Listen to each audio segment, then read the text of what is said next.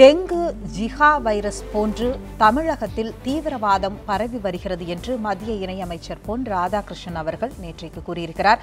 தொடர்ந்து ஒரு வார காலமாக இதே கருத்தை மீண்டும் மீண்டும் பத்திரிகையாளர்கள் முன்னால் அவர் வலியுறுத்தி கொண்டே இருக்கிறார். உண்மையாக தமிழகம் அத்தகைய சூழலில் இப்போது தள்ளப்பட்டிருக்கிறதா? இதுவரை பயங்கரவாதம் என்று பயன்படுத்தப்பட்ட வார்த்தை நேற்று தீவிரவாதம் என்று பயன்படுத்தக்கூடிய அளவிற்கு மாறுவதற்கான சூழல் என்ன களம் மாறி இருக்கிறது என்ற ஒரு கேள்வி ஒருபுறம். இன்னொரு புறம், என்னதான் மாநில அரசுடைய சட்டம் ஒழுங்கு பார்வையில் இதை நாம் கொண்டு வந்தாலும் மத்திய அரசிடம் தீவிரவாதம் குறித்து தனியான ஒரு பார்வையும் அதனை கட்டுப்படுத்துவதற்கான முயற்சிகளும் இருக்கும் பொழுது மத்திய அமைச்சர் தொடர்ந்து இது போன்ற ஒரு கருத்தை இங்கே முன்வைப்பதை எப்படி பார்ப்பது என்றும் அதனை எப்படி வழிநடத்துவது என்று மாநில அரசுகள் இதனை மத்திய அரசிடம் மீண்டும் கேட்கும் பொழுதும் இந்த கேள்வி எதேச்சையாக வருகிறது. இதை தாண்டி தேசிய அளவில் பார்த்தோமே என்றால் காங்கிரஸ் துணைத் தலைவர் ராகுல் காந்தி அவர்கள் மோடி அவர்களுடைய வெளியுறவு கொள்கையுடைய தோல்விதான் காஷ்மீரில் நடந்த தீவிரவாத தாக்குதல் என்று குறிப்பிட்டிருக்கிறார். தமிழகத்தை மத்திய இணையமைச்சர் சொல்லும் போது தேசிய அளவில் தீவிரவாத தாக்குதல் குறித்து பிரதமர் மீது இப்படியான ஒரு விமர்சனம் வந்திருப்பதையும் சேர்த்து இன்றைய செய்தி நிகழ்ச்சியில் இன்றைக்கு நம்முடன் பல்வேறு கருத்துக்களை பகிர்ந்து கொள்வதற்காக பாஜகவுடைய மாநில ஊடக பிரிவு செயலாளரான KT ராகவன் அவர்கள் நம்முடன் இணைந்திருக்கிறார். வரவேற்று நிகழ்ச்சியை தொடங்கலாம். வணக்கம் சார். ஒரு வார காலமாக மீண்டும் மீண்டும் இந்த கருத்தை தொடர்ந்து மத்திய அமைச்சர் சொல்வதற்கான காரணம் என்ன? ஒரு வார காலம் சொல்ல முடியாது. தமிழ்நாட்டில் இருக்கிற சட்டம் ஒழுங்கை பற்றி பேசும்பொழுதெல்லாம் இதை குறிப்பிட்டிருக்கிறார். பார்த்தீங்கன்னு சொன்னால் NIA நேஷ்னல் இன்வெஸ்டிகேஷன் ஏஜென்சி தமிழ்நாட்டில் கோயம்புத்தூர் பகுதியில் சென்னையில் கூட சமீபத்தில் சில ISIS மோடூல்ஸ் அரெஸ்ட் பண்ணியிருக்கிறாங்க. ஒருத்தர் அரெஸ்ட் பண்ணாங்க, முகமது இக்பால்னு, மயிலாப்பூரில். அவர் அரெஸ்ட் பண்ணும்பொழுது என்ன சொன்னார்னா 14 பேர் சென்னையிலேயே இந்த மாதிரி ISIS மாடல்ஸ் இருக்காங்க அப்படிங்கிற மாதிரி அந்த இன்ட்ரோகேஷனில் தகவல் வந்தது. அதே போல் கடையநல்லூரில் ஒரு நபர் கைது செய்யப்பட்டிருக்கிறார். இதெல்லாம் தமிழ்நாட்டில் சட்டம் ஒழுங்கை பார்த்து கொண்டிருக்கிற மாநில அரசாங்கம் இதெல்லாம் செய்யணும். பட் ராஜஸ்தான் போலீஸோட இன்புட்டை வச்சு இங்கே NIA இந்த ஆப்ரேஷன்ஸில் இறங்கி அவங்க கைது பண்ணியிருக்கிறாங்க. அதே போல் கூடவே பார்த்திங்கன்னு சொன்னால் இது கால் ஃபார் ஜிஹாத் அப்படிங்கிறதுக்காக இங்கேருந்து ஆட்களை சேர்ப்பது, அங்கே கொண்டு போய் சிரியா அந்த பக்கம் அவங்கள கொண்டு போய் இந்த ட்ரைனிங்லாம் போய் கலந்து கொள்வது, இது போன்ற நிறைய செய்திகள் வந்து கொண்டிருக்கிறது. அதை அடிப்படையாக வைத்துத்தான் மத்திய அமைச்சர் சொல்லியிருக்கிறார். இது தொடர்ந்து பார்த்திங்கன்னா 2016 இதே மாதிரி நடந்தது. 2017 இந்த மாதிரி ஆட்கள் கைது செய்யப்பட்டிருக்கிறார். கோயம்புத்தூர், திருநெல்வேலி மாவட்டங்கள், சென்னை இந்த மாதிரி மாவட்டங்களில் இந்த மாதிரி சில இளைஞர்களை மூளை செலவை செய்து அந்த ISISல ஈடுபடுவதற்கான நடவடிக்கைகள்லாம் சில ஏஜென்சிஸ் செஞ்சிட்ருக்கிறாங்க. அதில் இவங்கெல்லாம் கைது செய்யப்பட்டவங்களோட இன்ட்ராகேஷனை வச்சு இது பேசுகிறாங்க. நீங்கள் குறிப்பிட்டது மாதிரியான சில கேஸ் ஸ்டடிஸ் சொன்னீங்க. இவர் கைது செய்யப்பட்டிருக்கிறார், அதனால் இப்படியான ஒரு இங்கே பிரச்சனைக்கான காரணங்கள் இருக்குது, அதனால் பேசுகிறாரு அப்படின்னு. இந்த மாதிரி கைதாவது அல்லது ஏதாவது நடவடிக்கைக்கு முன்பே அவர்களை கைது செய்வது, இது எல்லாமே பார்த்தீர்கள் என்றால் ஒரு அரசு விழித்து கொண்டு எச்சரிக்கை நடவடிக்கையாக எடுக்கிறதுங்கிறது ஒரு விஷயம். இன்னொரு விஷயம் பார்த்தீர்கள் என்றால் அங்கொன்றும் இங்கொன்றும் நடக்கிற ஒரு விஷயத்தை ஒட்டுமொத்த மாநிலத்துடைய ஒரு பிரச்சனையாகவோ அல்லது அதாவது மத்திய இணையமைச்சர் சொல்றாரு இங்கே தீவிரவாதம் வரப்போகுது, பெரிய அச்சுறுத்தல் இருக்கு அப்படிங்கிறது மக்களை பொதுமக்கள் பார்வையிலிருந்து ஒரு பதட்டத்தோட வச்சுக்கிட்டே இருக்கிறது இல்லையா? இப்போ நீங்க ஒரு கொலை, கொள்ளை, சங்கிலி பறிப்பு, இதெல்லாம் இதையும் ஒன்றுபடுத்த முடியாது. பயங்கரவாத அமைப்புகள்னு சொன்னால் லட்சக்கணக்கான பேர் அதில் ஈடுபட்டு எல்லாரும் குண்டு வைக்கிறது அப்படி அர்த்தம் இல்லை. சில பேர் தான். இன்னும் நேற்றுக்கு கூட நீங்கள் இப்போது அமர்நாத்தை பற்றி, காஷ்மீரை பற்றி ராகுல் காந்தி சொன்னதை பற்றி சொன்னீங்க. அங்கே கூட பாருங்கள் என்ன மாற்றம் இருக்குன்னா, அங்கே இருக்கிற எல்லாருமே காஷ்மீரில் பல அமைப்புகள் இன்றைக்கி அமர்நாத் அந்த தாக்குதலை கண்டிச்சிருக்கிறாங்க. பல இஸ்லாமிய அமைப்புகள் எல்லாருமே கண்டிச்சிருக்கிறாங்க. இது வரவேற்கத்தக்க ஒரு விஷயம். இங்கேயும் கூட ISIS ஆதரிக்கலை அப்படின்னு இவங்க எல்லாமே தமிழ்நாட்டிலையும் கூட பல இயக்கங்கள் சொல்லியிருக்கிறாங்க. யாரும் ஆதரிக்க போகிறதில்ல, பண்ணலை. ஆனால் சில பேர், அதாவது சொல்லணும், இந்த தவறான வழியில் போகின்ற இந்த இளைஞர்கள், இதற்கு பெரிய குரூப்பெல்லாம் தேவையில்லை. இந்த பயங்கரவாத குழுக்கள் சிறு சிறு குழுக்களாக அப்படி தான் அவங்க பண்ணுவாங்க. அங்கே குண்டு வைக்கிறது இந்த மாதிரி வேலை பண்ணுவாங்க. இதுக்கு லட்சக்கணக்கான பேர் சேர்ந்தால் தான் அண்ட்ரெஸ்ட் வரும் அப்படிலாம் கிடையாது. இவருடைய நோக்கம் வந்து பொது இடங்களில் அமைதிகளை குந்தகம் விளைவிக்கிறது, மக்கள் கூடுகின்றவர்களை குண்டு வைக்கிறது. இது நீங்கள் இந்த எல்லா இன்வெஸ்டிகேஷனும் பார்த்தீங்கன்னா பின்னாடி என்ன லட்சக்கணக்கான பேராக இருக்கிறாங்க, அது கிடையாது. இந்த குரூப் எல்லாம் இருக்கு. இது வந்து அமைச்சர் சொன்ன ஒரு விஷயம் என்னன்னு சொன்னால், கவனிக்க வேண்டிய விஷயம், தமிழ்நாடு அரசாங்கம் இதை வந்து நடவடிக்கை எடுக்கணும். ஆன் த அதர் ஹேண்ட் இப்போ கைது செய்த அத்தனை பேருமே யாரால் கைது செய்யப்பட்டிருக்கிறாங்கன்னு பார்த்தா என்ஐஏவால் தான். என்ஐஏ இன்புட்டை வச்சு தான் இங்கே வந்து அவங்க அந்த டீம் தான், நேஷனல் இன்வெஸ்டிகேஷன் ஏஜென்சி டீம் தான் இவங்களாம் வந்துலாம் அரெஸ்ட் பண்ணியிருக்கிறாங்க. ஸோ தமிழ்நாட்டோட இன்டெலிஜென்ஸ் நெட்வொர்க் எப்படி இருக்குது, ஏன் இவர்களை இன்னும் கொஞ்சம் கடுமையாக இதெல்லாம் கவனிக்கணுங்கிறதுனால தான் அமைச்சர் அப்படி சொல்கிறார். நாளைக்கு எதிர்காலத்தில் அமைதியின்மை வந்துடக்கூடாதுங்கிற ஒரு எச்சரிக்கையோடு தான் அமைச்சர் பேசியிருக்கிறார். மாநிலத்தில் நீங்கள் குறிப்பிட்டது மாதிரி இன்னும் வந்து எச்சரிக்கையாகவும் சட்டம் ஒழுங்க கூடுதல் கண்காணிப்போட பார்க்கணும்னு சொல்கிற நேரத்திலேயே அமர்நாத் தாக்குதலை வந்து ஏன் வந்து இதற்கு முன்பே உளவுத்துறையால் கண்டுபிடிக்க முடியல, எப்படி வந்து அது நடந்துச்சு, என்ன அடிப்படையில் வந்து அதை எடுத்துக்கொள்வது அப்படிங்கிற ஒரு கேள்வியும் அந்த இடத்துல வருது இல்லையா? சர்டன்லி. இப்போ வந்து நேற்றைக்கு கூட செய்திகளில் வரும்பொழுது அமர்நாத் விஷயத்தில் இன்டெலிஜென்ஸ் இன்புட் இருக்கிறதா தான் செய்திகள் பார்த்துருக்குறோம். இன்டெலிஜென்ஸ் இன்புட் என்ன பண்ணுவாங்கன்னா, பல நேரங்களில் பல விஷயங்கள் எல்லா கவர்மெண்ட், இப்போ தமிழ்நாடு கவர்மெண்ட்டு கூட சென்ட்ரல் இன்டெலிஜென்ஸ் ஏஜென்சிலேருந்து கொடுப்பாங்க. ஒரு 5 ஒரு இன்புட் கொடுக்குறாங்கன்னா அதில் 1 கிளிக் ஆகும், 4 வந்து அது இது தானே அவங்களுக்கு கிடைக்கிற தகவல்களை பரிமாறிக்கிறது தான். சிலது நடக்கும், நடக்காமையும் போகும். இது நடக்க வாய்ப்பு இருக்குன்னும் போது அந்த கவர்மெண்ட் அதுக்கான ஸ்டெப்ஸ் எடுப்பாங்க. ஸ்டேட் கவர்மெண்ட் அதுக்காக அலர்ட் பண்ணுவாங்க, இப்போ பாதுகாப்பை அதிகரிக்கிறது, இந்த மாதிரி விஷயங்கள் நடக்கும். நேற்றுக்கு கூட அந்த சம்பவம் முந்தானது நடந்த அந்த சம்பவத்தில் கூட பார்த்தீங்கன்னா காவல் அவங்களுடைய இது இருந்திருக்குது, போலீஸ் ப்ரொடெக்ஷன் இருக்குது. அதையும் மீறி தான் இது நடந்திருக்குது அப்படின்னு சொல்லிட்டு பார்த்தோம் நாம். அதனால் நடவடிக்கை எடுக்காமல் கிடையாது. பட் இது முதல் தடவையும் கிடையாது. அமர்நாத் யாத்திரிகள் தாக்குவது என்பது பயங்கரவாதிகளுடைய பல காலகட்டத்தில் நடந்திருக்கு. இப்போ மினிமைஸ் ஆகிருக்கு. நேற்றுக்கு ராஜ்நாத் சிங் உள்துறை அமைச்சர் சொல்லும் பொழுது சொன்னார், நீங்கள் காஷ்மீரோடைய இந்த போராட்டங்கள், அந்த பயங்கரவாத அமைப்புகளுடைய அந்த இதை வந்து கட்டுப்படுத்தியிருக்கு. முன்ன என்டையர் காஷ்மீர் வேலி இருந்தது போய் இப்போ சுருக்கப்பட்டிருக்குது. அவங்களுடைய நடவடிக்கைகள்லாம் கொஞ்சம் இடத்துல தான் இருக்கும். அதுவும் கூட லாஸ்ட் லெக் ஆஃப் இது தான். இன்னும் கொஞ்ச நாள் அதையும் எலிமினேட் பண்ணுவோம். நேற்று ராஜ்நாத் சிங்கும் அமைச்சர் போனாங்க, ஜிதேந்திர சிங் எல்லாம் போகும்பொழுது இதை சொல்லியிருக்கிறாங்க. சம்பந்தமாக மதியம் கூட்டம் கூட உள்துறை அமைச்சர். நம்ம பயங்கரவாதம் முற்றிலுமாக அங்கே காஷ்மீரில் ஒழுத்தி கட்டிட்டோம் அப்படின்னு சொல்ல வரல. But we are inching towards that final வார்.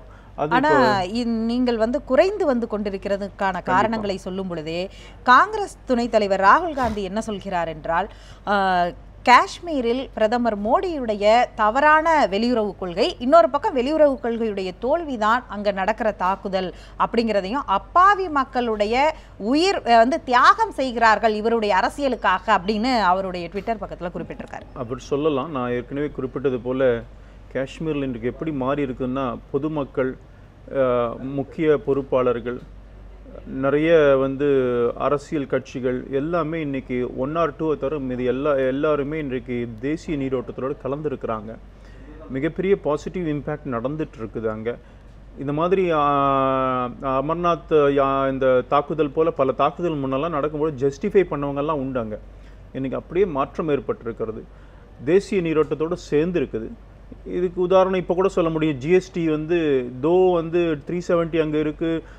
நம்மளுடைய இந்தியாவில் இருக்கிற எந்த சட்டமுமே இங்கே தெரியாது, அவங்களுக்குன்னு தனி சட்டம் இயற்ற வேண்டும் என்ற நிலையில் ஜிஎஸ்டியில் கூட இன்றைக்கி சேர்ந்துருச்சு காஷ்மீர். உண்மையிலேயே 1 நேஷன் 1 டேக்ஸ் அப்படிங்கிறதுல காஷ்மீரும் சேர்ந்துருக்கு. முன்னெல்லாம் அப்படி கிடையாது. எல்லா சட்டமும் ஐபிசி, நீங்க சட்டத்துல எந்த கான்ஸ்டிடியூஷன் கூட தனி கான்ஸ்டிடியூஷன் உண்டு. சேர்றது அப்படிங்கறதை விட அந்த மக்களுடைய அன்றாட வாழ்க்கை பதட்டம் இல்லாம இருக்கணும்ங்கறத உத்தரவாதப்படுத்துறது தானே அரசுடைய கடமை. இது எதுக்கு சொல்றேன்னு சொன்னா, பொதுவாகவே அரசியல் அமைப்பு சட்டமே காஷ்மீருக்கு தனியாக இருக்குது. இன்னைய அளவுக்கும் இந்தியாவுக்கு தனி, காஷ்மீர் மாநிலத்துக்கு தனி இருக்குது. அப்படி இருக்கும் பொழுது அந்த மெயின் ஸ்ட்ரீம்குள்ளே வந்துட்டுருக்காங்கிறதுக்கு நான் ஜிஎஸ்டி உதாரணமாக சொன்னேன். அதுக்கு அப்படி சொல்லலை, கம்பேர் பண்ணல. அதுக்கு அந்த மாதிரி இப்போ மெயின் ஸ்ட்ரீமோட சேர்ந்துட்டுருக்குறாங்க. அந்த அமர்நாத் யாத்திரையினுடைய இந்த தாக்குதலுக்கு அந்த மக்களும் கண்டிக்க ஆரம்பிச்சிருக்கிறாங்க. பயங்கரவாதிகளுக்கு எதிரான குரலை அங்கே பல குழுக்கள் இப்போது குரல் கொடுக்க ஆரம்பிச்சிருக்கிறாங்க. இது பாசிட்டிவான விஷயம். பயங்கரவாதிகள் தோற்று கொண்டிருக்கிறார்கள்ங்கிறதுனால தான் இது 1-2 இப்படி நடக்குது. நீங்கள் காஷ்மீரில் மட்டும் இல்லை, இந்தியாவிலே சொல்லுங்கள், இந்த 3 ஆண்டுகளில் எங்கேயாவது ஒரு குண்டு வெடிப்பு ஒரு இடத்துல நடந்தது சொல்லுங்கள். ஸோ எல்லா இடத்துலையுமே இருக்குது.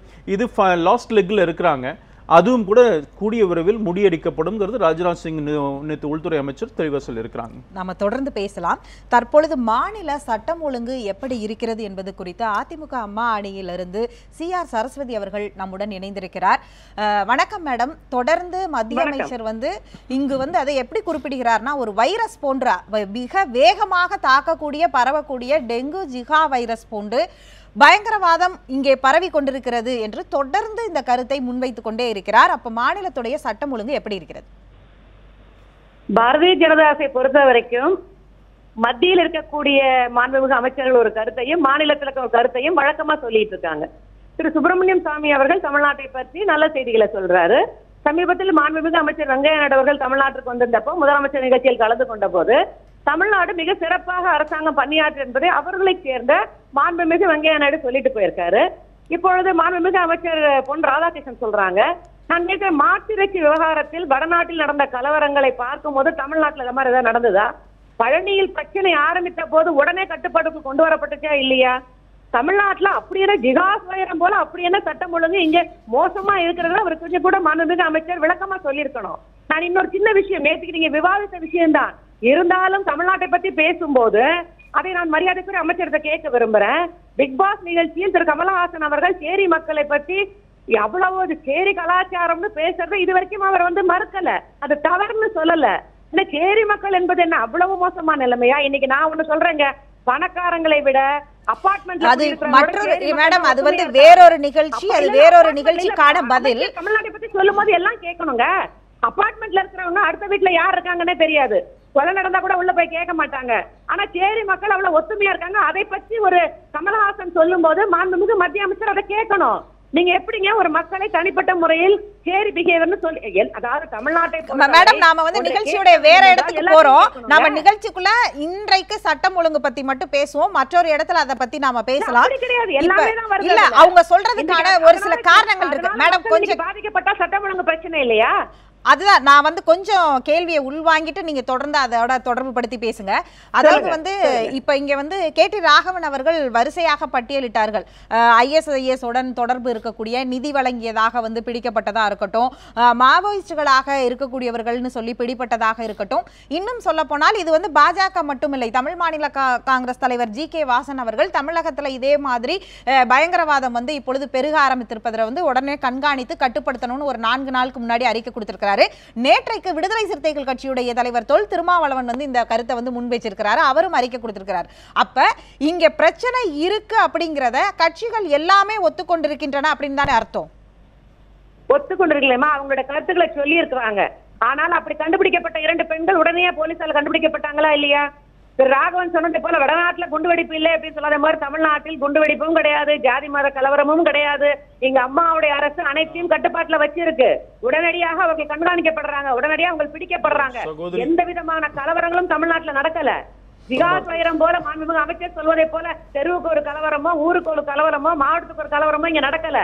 இன்னைக்கு நடக்கிற போராட்டங்கள் கூட மத்திய அரசுக்கு எதிரான போராட்டங்கள் தான் இன்னைக்கு மக்கள் கையில் எடுத்திருக்காங்க. மாநில அரசுக்கு எதிரானதல்ல, மத்திய அரசு திட்டங்களுக்கு எதிரான போராட்டங்களை தான் இன்றைக்கு மக்கள் கையில் எடுத்து நீங்க நடத்திட்டு இருக்காங்க.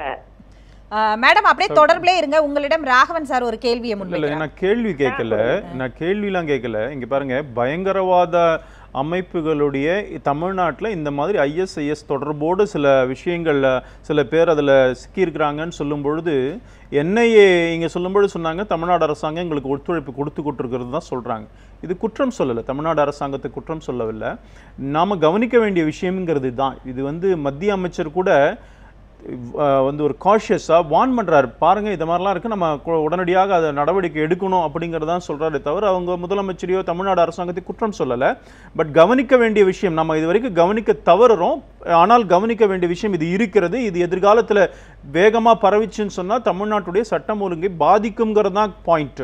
அதனால தான் அதுக்கு தான் சொன்னேன், ISIS எத்தனையோ பேர் ISIS ஆட்களை NIA கைது பண்ணியிருக்கிறாங்க. நம்ம கொஞ்சம் ஜாக்கிரதையாக இருக்க வேண்டும் என்பது தான் அவருடைய குறிப்பு. அதே போல் நான் குண்டுவெடிப்பு இந்தியாவிலேயே இல்லைன்னு சொன்னேன், அது தமிழ்நாடு உட்படையும் தான் சொல்கிறேன். தமிழ்நாடு மாத்திரம் இல்லை, காங்கிரஸ் ஆளுகின்ற மாநிலங்கள் தான் சரி, எதுவான சரி, பொதுவாக இந்திய அளவிலே மத்திய உள்துறை அமைச்சகம் இந்த வெஜில் ரொம்ப நல்லா இருக்குது. எந்த மாநிலத்திலுமே நீங்கள் எடுத்து பார்க்கலாம். நான் தமிழ்நாடு மாத்திரம் தனியாகவும் சொல்லலை, கர்நாடகான்னு சொல்லலை, இந்தியான்னு தான் நான் சொல்லிட்டு இருக்கிறேன். எடுத்து பாருங்கள். அதனால் இப்போ நாம் பாதுகாப்பாக எச்சரிக்கையாக இருக்கணும்னு சொல்கிற விஷயத்தை இது வந்து குற்றம் சாட்டுவது அல்ல.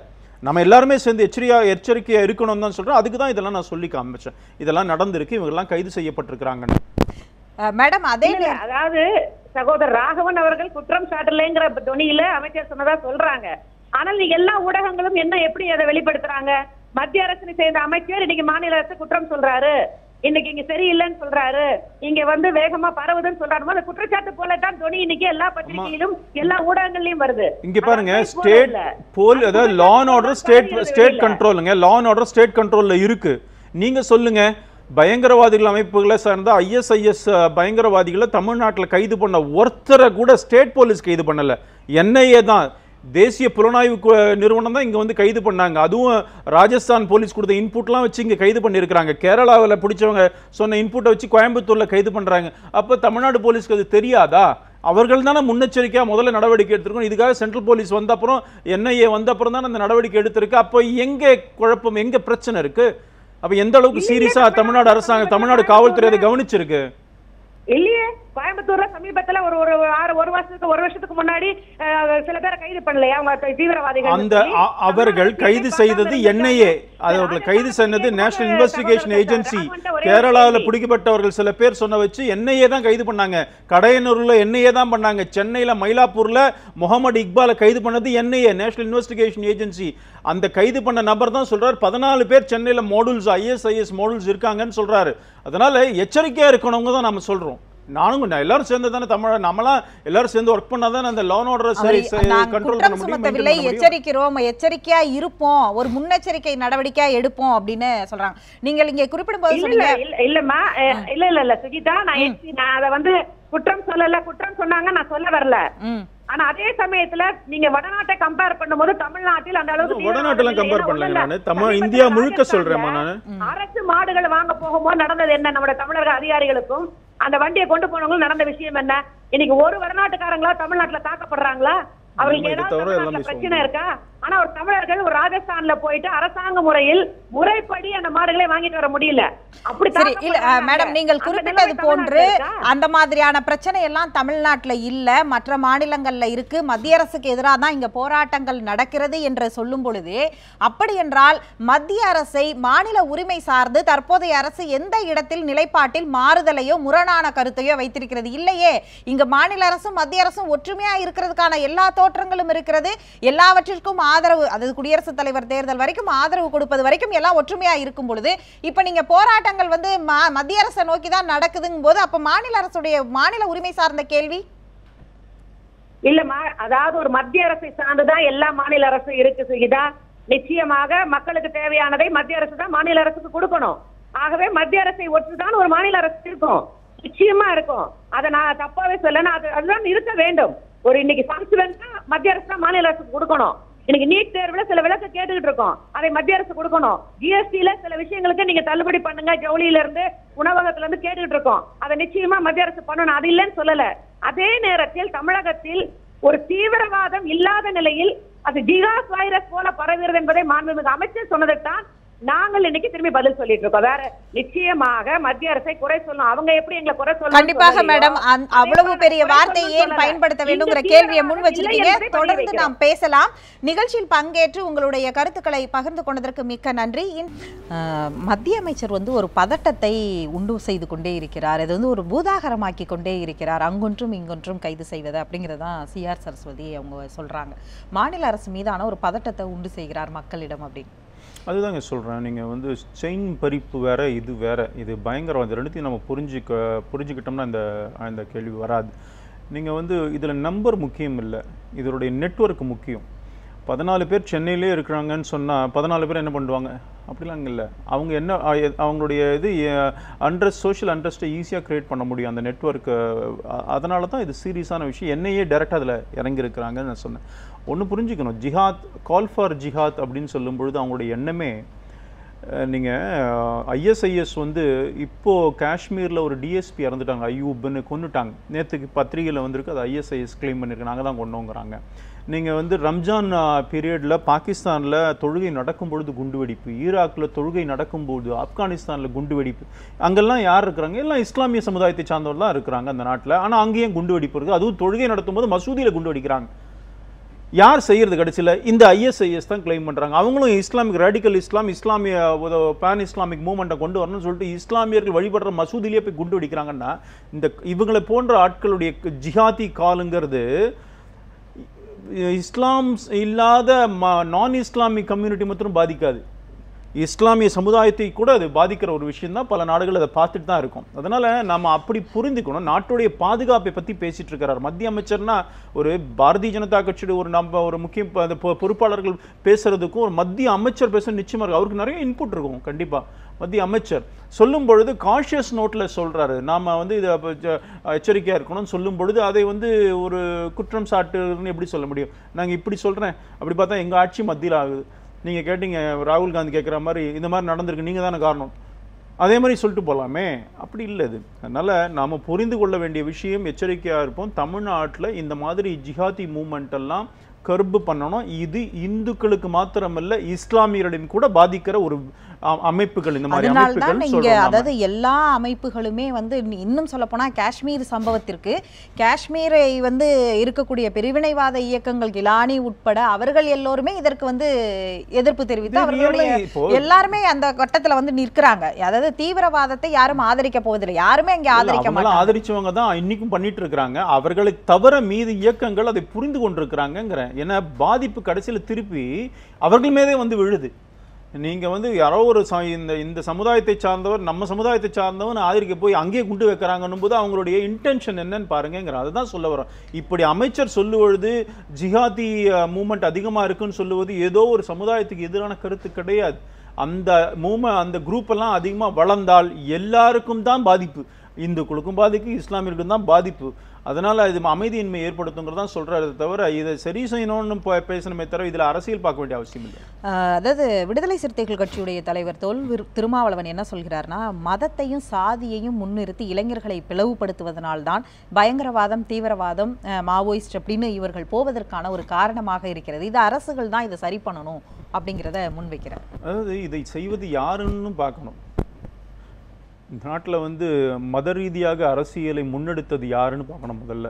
அதெல்லாம் பார்க்கும்போது இந்த நாடு மத ரீதியாகவே பிளவுபட்ட நாடு. இந்தியா பாகிஸ்தான் மத ரீதியாக அது மறுக்க முடியுமா என்ன?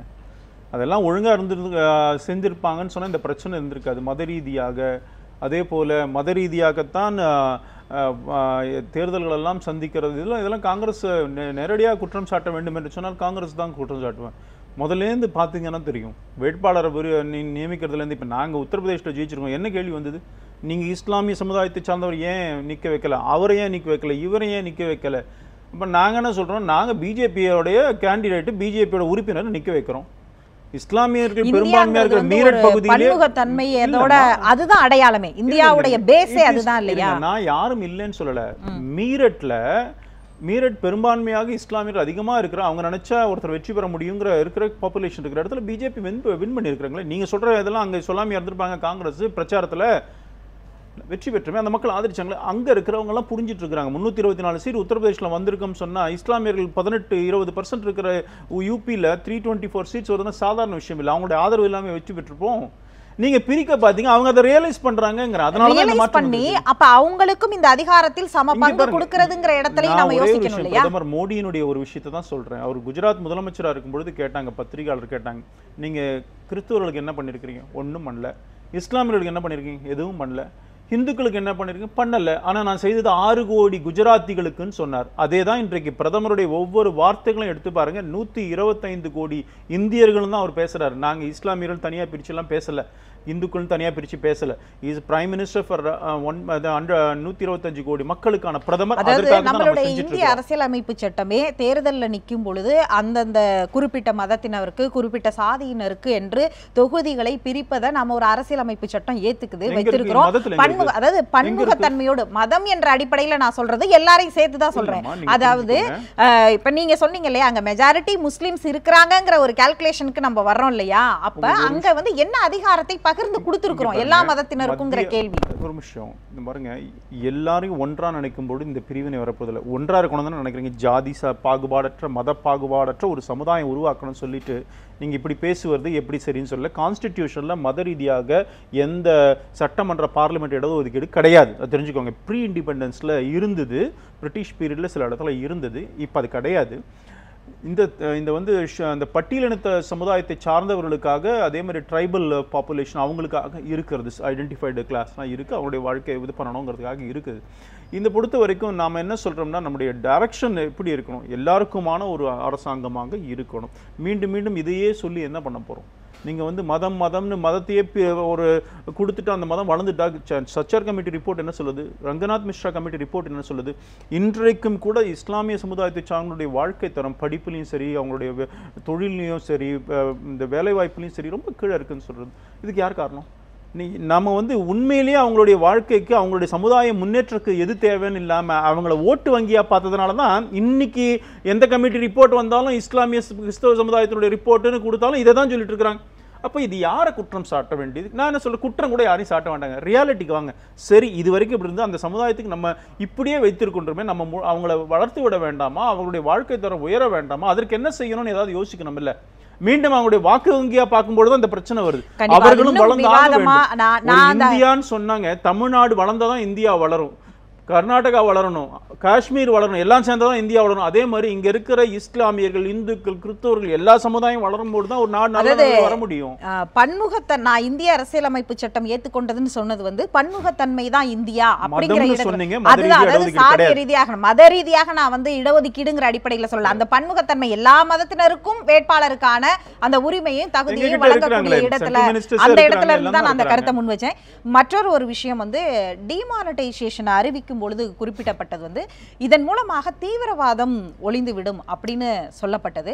அதன் பிறகு வந்து பார்த்தால் இதுவரை தமிழகத்தில் இல்லாம இப்ப ISIS நீங்க குறிப்பிட்ட அந்த DSP கொலையில இருந்து இன்றைக்கு தமிழகம் வரை ISIS உடைய கரங்கள் நீள்கிறது அப்படிங்கும் பொழுது அந்த டிமானிட்டைசேஷனுக்காக சொல்லப்பட்ட அந்த வாக்குறுதியோ அல்லது அந்த ஃபார்முலாவோ என்ன ஆனதுன்னு ஒரு கேள்வி. அப்படி இல்லைங்க, அதுக்கு நாம என்ன டிமானிட்டைசேஷன்ல பயங்கரவாத குறைந்திருக்கிறது என்று சொல்லி காஷ்மீரில் டிமானிட்டைசேஷன் முன்னாடி பார்த்தீங்கன்னா தினம் கல்வீச்சுக்கள் நடக்கும், செக்யூரிட்டி ஃபோர்ஸஸ் மீது கல்வீச்சுக்கள் நடக்கும். அவங்களுக்கெல்லாம் வந்து ஃபண்டு பண்ணுறவங்க சில பேர், அதாவது பேரலல் எக்கானமி இருந்திருக்குது. இந்த மாதிரி இந்த அதாவது கள்ளப்பணம் அடித்து அது மூலமாக இருந்தது, அது தடுக்கப்பட்டிருக்கிறது. நான் தான் சொன்னேன், இன்னி பொறுத்த வரைக்கும் காஷ்மீரில் பல மாவட்டங்களில் இருந்ததெல்லாம் போய் பயங்கரவாதம் இப்போ சுருக்கப்பட்டிருக்கிறது. ஃபைனல் லாஸ்ட் லெக்கில் இருக்குது. இட் வில் பி எலிமினேட்டட் சூன். அதுதான் மத்திய உள்துறை அமைச்சர் சொல்கிற விஷயம். இதெல்லாம் பாசிட்டிவான விஷயம்தான்.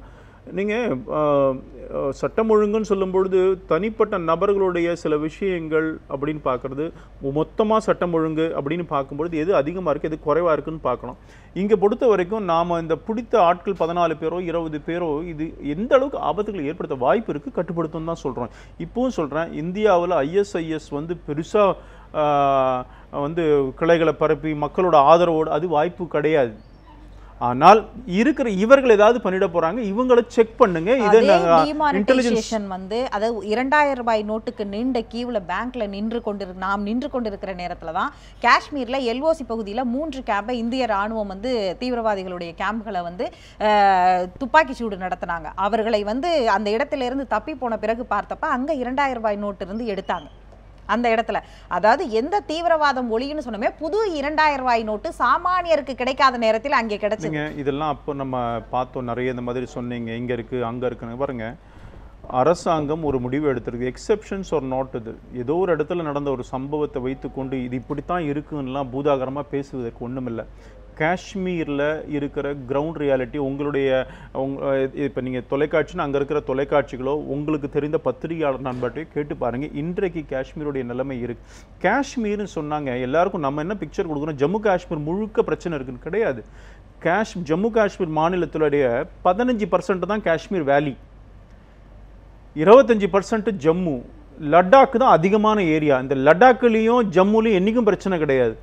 வேலி 15%, அந்த 15% அங்கே இருக்கிற அந்த மாவட்டங்கள் கூட இப்போ சுருங்கி பயங்கரவாதம் சுருக்கப்பட்டிருக்கிறது. அதனால் ஒட்டுமொத்த ஜம்மு காஷ்மீரும் பற்றி எரியுது, அங்கே பிரச்சனை அப்படி கிடையாது. இந்த ஒரு சம்பவம் கவனிக்கப்பட வேண்டிய விஷயம். மத்திய உள்துறை அமைச்சரும் ஆர் இன்டெலிஜென்ஸ் பியூரோ அதை கவனிக்கணுங்கிறதெல்லாம் வாஸ்தவம் தான். ஆனால் அதனால் ஒட்டுமொத்த காஷ்மீர் இப்படி தான் இருக்குன்னா சொல்ல வேண்டிய அவசியம் இல்லை. ஐசோலேட்டட் இன்சிடென்ட்ஸ் வந்து ஒரு இதுவாகாது. ஆனால் பயங்கரவாத விஷயத்தில் பொறுத்த வரைக்கும் நாம் அந்த மாதிரி விஷயங்கள் கூட எச்சரிக்கையாக இருக்கணுங்கிறது தான் உண்மை. நிகழ்ச்சியில் பங்கேற்று உங்களுடைய கருத்துக்களை பகிர்ந்து கொண்டதற்கு மிக்க நன்றி. மற்றும் ஒரு நிகழ்ச்சியில் சந்திக்கலாம். நன்றி, வணக்கம்.